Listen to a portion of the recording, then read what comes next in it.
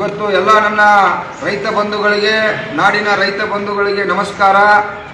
ಮೊನ್ನೆ ದಿನ ಏನು ಗುರ್ಲಾಪುರದಲ್ಲಿ ಹೋರಾಟದ ಒಂದು ಐತಿಹಾಸಿಕ ಹೋರಾಟ, ಏನು ಶಶಿಕಾಂತ್ ಗುರೂಜಿ ಅವರ ನೇತೃತ್ವದಲ್ಲಿ ಒಂದು ಐತಿಹಾಸಿಕ ಹೋರಾಟ ಆಯಿತು. ಆ ಹೋರಾಟ ಇವತ್ತು ಜಯಶೈಲಿ ಕೂಡ ಆಗಿದೆ.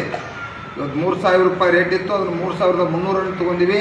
ರಾಜ್ಯವ್ಯಾಪಿ ಎಲ್ಲ ರೈತರು ಕೂಡ 300 ರೂಪಾಯಿ ಸಿಗಲಿಕ್ಕೆ ಇವತ್ತು ಬೆಳಗಾವಿ ಒಂದು ಐತಿಹಾಸಿಕ ಹೋರಾಟದಿಂದ ಸಂತೋಷ ಆಯಿತು. ಇವತ್ತು ಇಡೀ ರಾಜ್ಯದಲ್ಲಿರ್ತಕ್ಕಂಥ ಎಲ್ಲ ರೈತ ಪರ ಸಂಘಟನೆಗಳು, ಕನ್ನಡ ಪರ ಸಂಘಟನೆಗಳು, ನ್ಯಾಯವಾದಿಗಳು, ಮಾಜಿ ಸೈನಿಕರು, ದಲಿತ ಸಂಘಟನೆಗಳು, ವಿದ್ಯಾರ್ಥಿಗಳು ಎಲ್ಲರೂ ಕೂಡ ಇವತ್ತು, ಶಿಕ್ಷಕರು ಎಲ್ಲರೂ ಕೂಡ ಇವತ್ತು, ಪೊಲೀಸ್ ಇಲಾಖೆ, ಜಿಲ್ಲಾಡಳಿತ, ಇವತ್ತು ಸರ್ಕಾರ ಎಲ್ಲರ ಸಹಕಾರದಿಂದ ಇವತ್ತು ಆ ಚಳವಳಿಗೆ ಯಶಸ್ವಿಯಾಗೈತಿ. ಅದಕ್ಕೆಲ್ಲರಿಗೂ ಕೂಡ ವಿಶೇಷವಾದ ನಾಡಿನ ಜನತೆಗೆ, ನನ್ನ ಕಬ್ಬು ಬೆಳೆಗಾರರ ದೇವರುಗಳಿಗೆ, ರೈತ ದೇವರುಗಳಿಗೆ ನಮಸ್ಕಾರನ ಹೇಳುತ್ತಾ, ಮತ್ತೆ ಈಗ ನಾವು 300 ರೂಪಾಯಿ ಹಣ ತಗೊಂಡು ಮುಗಿತಂತಲ್ಲ. ಈಗ ಚಳಿಗಾಲ ಅಧಿವೇಶನ ಬೆಳಗಾವಿಯಲ್ಲಿ ಇದೇ 8ನೇ ತಾರೀಕು ಪ್ರಾರಂಭ ಆಗ್ತದೆ. ಡಿಸೆಂಬರ್ 8ನೇ ತಾರೀಕು ಚಳಿಗಾಲ ಅಧಿವೇಶನ ಪ್ರಾರಂಭ ಆಗ್ತೈತಿ.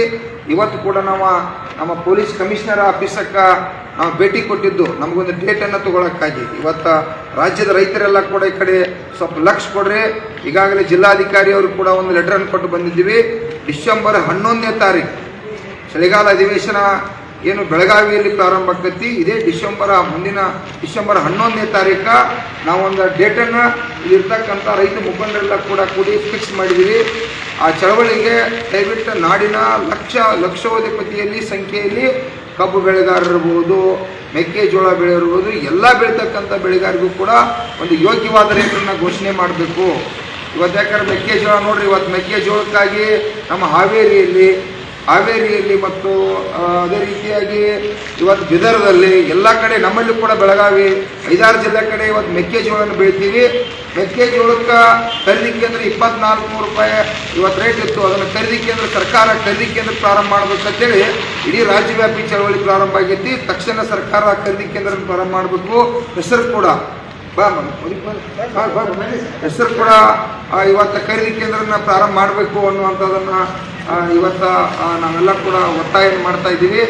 ಅಂತಲ್ಲ, ಇವತ್ತು ಸರ್ಕಾರ ಇವತ್ತು ನಾವು ಈ ಸಲ ಏನು ಅಧಿವೇಶನ ಸಂದರ್ಭದಲ್ಲಿ ಬೇಡಿಕೆ ಇಟ್ಟದಪ್ಪ ಅಂತಂದ್ರೆ, ಎಲ್ಲ ಬೆಳೆಗಳಿಗೂ ಕೂಡ ಬೆಳೀತಕ್ಕಂಥ ಬೆಲೆಗಾಗಿ ಕೇಂದ್ರ ಸರ್ಕಾರ 50,000 ಕೋಟಿ, ರಾಜ್ಯ ಸರ್ಕಾರ 50,000 ಕೋಟಿ ರೂಪಾಯಿ ನಮ್ಮ ರಾಜ್ಯಕ್ಕಾಗಿ ಬೆಲೆ ನಿಗದಿ ಸಂಬಂಧನ ಸರ್ಕಾರ ಈಗ ಹೆಂಗೆ ಗ್ಯಾರಂಟಿ ಮಾಡಿದ್ರಲ್ಲ, ಆ ಗ್ಯಾರಂಟಿ ಜೊತೆ ಇದನ್ನೂ ಒಂದು ರೈತರು ಬೆಳೆದಂಥ ಬೆಳೆಗೆ ಯೋಗ್ಯವಾದ ಬೆಲೆ ನಿರಂತರವಾಗಿ ಖರೀದಿ ಕೇಂದ್ರ ಪ್ರಾರಂಭ ಇರಲಿ, ಬೆಳೆ ಹಾನಿ ಇರಲಿ, ತಕ್ಷಣ ಪರಿಹಾರ ಕೊಡೋಕ್ಕಾಗಿ 50,000 ಕೋಟಿ ರೂಪಾಯಿ ರಾಜ್ಯ ಸರ್ಕಾರ, 50,000 ಕೋಟಿ ರೂಪಾಯಿ ಕೇಂದ್ರ ಸರ್ಕಾರ. ಯಾಕಂದ್ರೆ ಈಗ ನಾವು ಖರೀದಿ ಕೇಂದ್ರ ಪ್ರಾರಂಭ ಆಗಲಿ ಅಂತೇಳಿ ಹೋರಾಟ ಮಾಡೋದು ಬೇಡ. ಇನ್ನು ಮುಂದೆ ನಿರಂತರ ಖರೀದಿ ಕೇಂದ್ರಗಳು ಪ್ರಾರಂಭ ಇರಬೇಕು.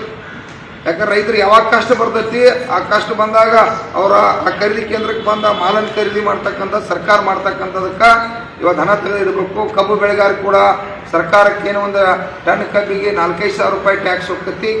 ರಾಜ್ಯ ಸರ್ಕಾರಕ್ಕೆ ಅವರು ಒಂದು 1,000 ರೂಪಾಯಿ ಒಂದು ಟನ್ ಕೊಡಬೇಕನ್ನುವಂಥ ಒತ್ತಾಯ. ಮತ್ತು ಕೇಂದ್ರ ಸರ್ಕಾರಕ್ಕೆ ಹೋಗ್ತಕ್ಕಂಥ ತೆರಿಗೆ ಹಣದಾಗ ಅದರೊಳಗೆ 1,000 ರೂಪಾಯಿ ಕೊಡಬೇಕನ್ನುವಂಥದ್ದು. ಕರೆಂಟ್ ಕೂಡ ಇವತ್ತು ಕರೆಂಟ್ ನಮಗೆ ಹಗಲಿ 7 ತಾಸು ಕರೆಂಟ್ದಿಂದ ಇವತ್ತು ಸಾಕಷ್ಟು ಜನರಿಗೆ ನಮಗೆ ಹಗಲಿ ನೀರು ಹಾಸಲಿಕ್ಕೆ ತೊಂದರೆ ಆಗತ್ತೈತಿ. ರಾತ್ರಿ ನೀವು ನೀರು ಹಾಸಂದ್ರೆ ನಮ್ಗೆ ಆಗೋದಿಲ್ಲ. ಅದಕ್ಕಾಗಿ ಕಡ್ಡಾಯವಾಗಿ ಹಗಲಿ 12 ತಾಸು ಕರೆಂಟ್ ಕೊಡಬೇಕು. ರಾತ್ರಿ ಸಿಂಗಲ್ ಪೀಸ್ ಕಡ್ಡಾಯವಾಗಿ ಸಿರೀಸ್ ಕೊಡಬೇಕು. ಅಕ್ರಮ ಸಕ್ರಮವನ್ನು ಮುಂದುವರಿಸಬೇಕು. ಏನು 80 ವರ್ಷಗಳಿಂದ ಹಳಿ ತಂತಿ ವೈರ್ ಇವತ್ತೆಲ್ಲ ಬಾದಾಗ್ಯಾವು, ಆ ವೈರನ್ನು ಕೂಡ ಬದಲಾಯಿಸಬೇಕಾಗಿದೆ.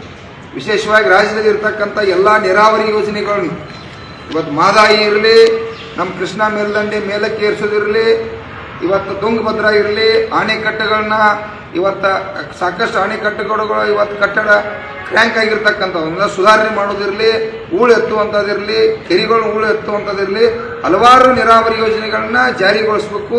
ಈಗ ಏನು ಸ್ಥಗಿತ ಆಗಿರ್ತಕ್ಕಂಥ ತಕ್ಷಣ ಪೂರ್ಣಗೊಳಿಸ್ತಕ್ಕಂಥದ್ದಾಗಬೇಕು. ಮತ್ತು ಅದೇ ರೀತಿಯಾಗಿ ಹಲವಾರು ರೈತರ ಸಂಕಷ್ಟದಾಗದಾರ. ಬೆಳೆ ಹಾನಿ ಅಂದ್ರೆ ಬರಗಾಲ, ಅತಿವೃಷ್ಟಿ, ಅನಾವೃಷ್ಟಿ ಮತ್ತು ಕೋವಿಡ್, ಈಗ ನಿರಂತರ ನಮ್ಮ ರೈತರ ಬದುಕು ಆತಂಕದಾಗೈತಿ. ಅದರಿಂದ ಸಂಪೂರ್ಣ ಇವತ್ತು ನಮ್ಮ ಕಬ್ಬು ಬೆಳೆಗಾರರು ಎಲ್ಲ ರೈತರು ಬಾಳೆ ಬೀದಿಗೆ ಬಂದೈತಿ. ಕುಟುಂಬಗಳು ಆತ್ಮಹತ್ಯೆ ಮಾಡ್ಕೋತಾವೆ ಈ ದೇಶದಾಗ ಅರ್ಧ ಗಂಟೆಗೂ. ಅದಕ್ಕಾಗಿ ಕೇಂದ್ರ ಸರ್ಕಾರ, ರಾಜ್ಯ ಸರ್ಕಾರ ಸಂಪೂರ್ಣ ಸಾಲ ಮನ್ನಾ ಮಾಡಬೇಕಾಗಿತ್ತು ಕೂಡ ಇವತ್ತು ಹೋರಾಟ ಐತಿ. ಹೀಗೆ ಹಲವಾರು ರೈತರ ಜ್ವಲಂತ ಸಮಸ್ಯೆಗಳನ್ನ ಇಟ್ಕೊಂಡು, ಅದೇ ರೀತಿಯಾಗಿ ನಮ್ಮ ಕಾಡು ಪ್ರಾಣಿಗಳ ದೊಡ್ಡ ತೊಂದರೆ ಆಗತೈತಿ. ಅಲ್ಲಿ ಕಾಡ್ಪು ಸುತ್ತಮುತ್ತ ಇರ್ತಕ್ಕಂಥ ಇವತ್ತು ಒಕ್ಕಲ್ತನ ಮಾಡ್ತಕ್ಕಂಥ ಕುಟುಂಬಗಳಿಗೆ ಭಾಳಷ್ಟು ಹಾನಿಯಾಗತ್ತೈತಿ. ಅದನ್ನು ಇವತ್ತು ಅರಣ್ಯ ಇಲಾಖೆಯವರು ಸರಿಯಾಗಿ ರಕ್ಷಣೆ ಮಾಡ್ತಕ್ಕಂಥ ಸಂದರ್ಭ ಇಲ್ಲ. ಹಿಂಗಾಗಿ ಕುಟುಂಬಗಳು ಪಾಪ ಯಾರು ಚೀರ್ತಿ ಕಡೋದು, ಹಾನಿ ತೊಳೋದು, ಆ ಬೆಳೆ ನಾಶ ಆಗತೈತಿ. ಅಂಥ ಕುಟುಂಬಗಳಿಗೆ ಸರ್ಕಾರ ಇನ್ಶೂರೆನ್ಸ್ ಮಾಡಿಸ್ಬೇಕು. ಅವರಿಗೆ ಏನಾರ ಅನಾಹುತಾಗಿ ಡೆತ್ ಆದ್ರೆ 50 ಲಕ್ಷ ರೂಪಾಯಿ ಪರಿಹಾರ ಬರೋ ರೀತಿ ಒಳಗೆ ಸರ್ಕಾರ ಕೂಡ ಅದನ್ನು ಘೋಷಣೆ ಮಾಡಬೇಕು ಅನ್ನುವಂಥದ್ದು. ಇದು ರಾಜ್ಯವ್ಯಾಪಿ ಸಮಸ್ಯೆ. ಬಗರ್ ಹುಕುಂ ಸಮಸ್ಯೆ ಇರ್ಬೋದು. ಬಗರ್ ಹುಕುಂ ಸಮಸ್ಯೆ ಸಾಕಷ್ಟು. ಇವತ್ತು ಪಹಣಿಯನ್ನು ನೀವು ಕೊಟ್ಟಿಲ್ಲ, ಎಷ್ಟೋ ವರ್ಷ ಆತ 50 ವರ್ಷ 40 ವರ್ಷದ ಭೂಮಿ ಉಳ್ಳಾತಾರ. ಇವತ್ತು ನೋಡ್ರಿ, ಸಂಗೊಳ್ಳಿ ರಾಯಣ್ಣನ ಹಿಡಿದು ಕೊಟ್ಟವ್ರಿಗೆ 11,000 ಎಕರೆ ಜಮೀನು ದೇಶದ್ರೋಹಿಗಳಿಗೆ ಬಿಟ್ಟಿರಿ. ಅಲ್ಲಿ 50-60 ವರ್ಷ ಆಯ್ತು. ಅವ್ರ ರೈತರ ಭೂಮಿ ಉಳ್ಳಾತಾರ, ಅವ್ರಿಗೆ ಉದ್ಧಾರ ಮಾಡಿಕೊಟ್ಟಿಲ್ಲ. ಅದು ಕೂಡ ಇಲ್ಲಿ ಆಗಬೇಕು. ಅರಣ್ಯ ಇಲಾಖೆಯಲ್ಲಿ ಸಾಕಷ್ಟು ನಮ್ಮ ರೈತರು ಆ ಭೂಮಿಯನ್ನು ಉಳ್ಳಾತಾರ. ಅವ್ರು ಸಾವಿರಾರು ಕಾನೂನು ತೊಡಕೊಂಡು ಹೇಳತ್ತೀರಿ. ಅದು ರಾಜ್ಯ ಸರ್ಕಾರಕ್ಕೆ ಕೇಂದ್ರ ಸರ್ಕಾರ ಸಂಬಂಧಪಟ್ಟದ. ನಾವು ಯಾರು ಭೂಮಿ ಉಳ್ಳಾತು ನಾವು ಒಡೆಯರಾಗಬೇಕು, ಆಮೇಲೆ ಪಹಣಿಯನ್ನು ಕೊಡಬೇಕನ್ನುವಂಥ ಹೋರಾಟ ಕೂಡ ಇದೆ. ಹೀಗೆ ರಾಜ್ಯದ ಹಲವಾರು ಇನ್ನೂ ಕೆಲವು ವಿಷಯಗಳದವು. ಮತ್ತು ಶರಾವತಿ, ಇವತ್ತು ಶಿವಮೊಗ್ಗದಾಗ ಶರಾವತಿ ಪಂಪ್ ಸ್ಟೋರೇಜ್ ಸುಮಾರು 15,000 ಕೋಟಿ ರೂಪಾಯಿ ಖರ್ಚು ಮಾಡಿ ಲಕ್ಷಾಂತರ ಎಕರೆಯನ್ನು ಭೂಮಿಯನ್ನು ಅಕ್ವರಿ ಮಾಡ್ಕೊತಕ್ಕಂಥದ್ದು. ಲಕ್ಷಾಂತರ ಕುಟುಂಬಗಳು ಬೀದಿಗೆ ಬರ್ತಾವೆ. ಅದನ್ನು ಕೂಡ ವಾಪಸ್ ಪಡಿಬೇಕು ಅನ್ನುವಂಥದ್ದು ಹೋರಾಟ. ಹೀಗೆ ಹಲವಾರು ರೈತರ ಜ್ವಲಂತ ಸಮಸ್ಯೆಗಳು ಗೊತ್ತಲ್ಲ.